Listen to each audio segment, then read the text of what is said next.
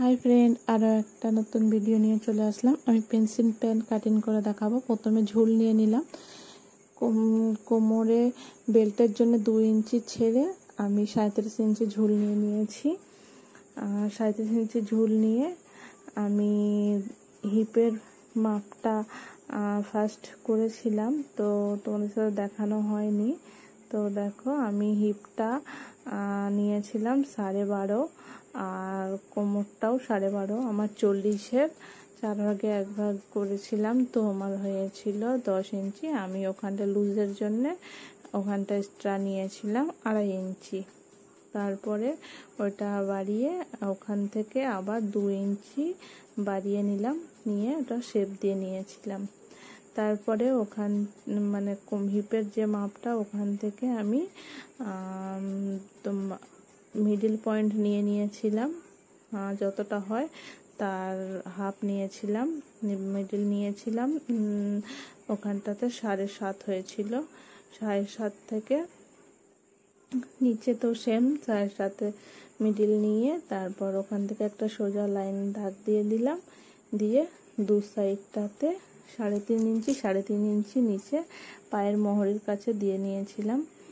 দিয়ে একসাথে মিলিয়ে নিয়ে তারপর আমি ওইটা মানে শেপ দেওয়ার যে স্কেলগুলো, এই স্কেলটাই দরকার অবশ্যই। স্কেল দিয়ে ড্রয়িং করে নিচ্ছি। সেম একইভাবে অপর সাইডেও স্কেল দিয়ে ওই একই রকম করে ড্রয়িং করে নিলাম। দেখতে পাচ্ছ, সেম একইভাবে স্কেল দিয়ে ড্রয়িং করে নেব ভালো করে। ওই সাইডটাতে আমাকে বাড়াতে হবে না কোনো। তারপর একই রকম ভাবে কেটে নেব, নিয়ে তারপরে তোমাদের দ্বিতীয় পার্টটা দেখাবো কি করে কাটবো।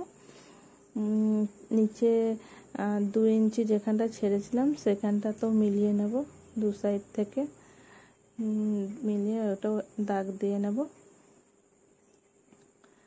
দাগ দিয়ে তারপর এইটা আমি দেখে নিলাম যে শেপটা ঠিক আছে কিনা। শেপটা ঠিকঠাকই আছে। তারপর আমি এটাকে কেটে নেব। প্রথমে নিচে একটু বেশি বড় ছিল, একটু কেটে নিয়েছিলাম, নিয়ে তারপরটা ঠিকঠাকভাবে কাটিং করে নেব।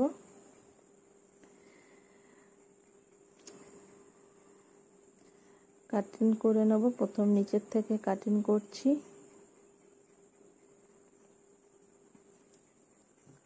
এইভাবে কাটিং করে নেব। পেন্সিল প্যান্ট কাটিং করা খুবই সহজ,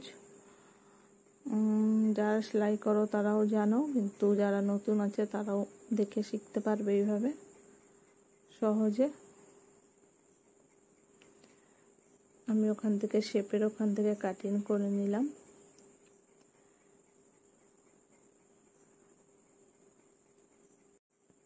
পুরোটা কাটিং করে নেব।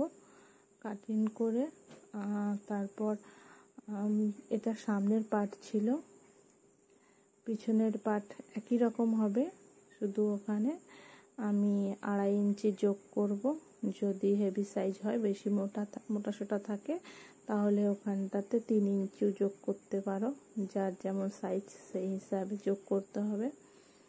তো আমি প্রথম পার্টটা কেটে নিলাম, সামনের পার্ট ওটা, তার সঙ্গে দ্বিতীয় পার্টটা কাটবো।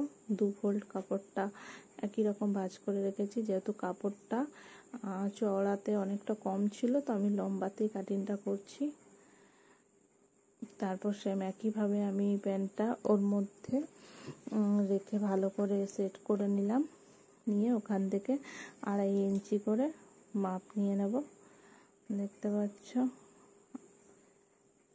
আলাদা কিছু চেঞ্জ করতে হয় না, শুধু মাপটা নিয়ে নিতে হবে। নিচে ওখানটা পায়ের মোড়ের ওখানটা 1 इंची, এটা হাঁটুর এখানটা নিয়ে নিয়েছিলাম 1.5 इंची, নিয়ে সব একই সাথে মিলিয়ে নেব সব দাগগুলো।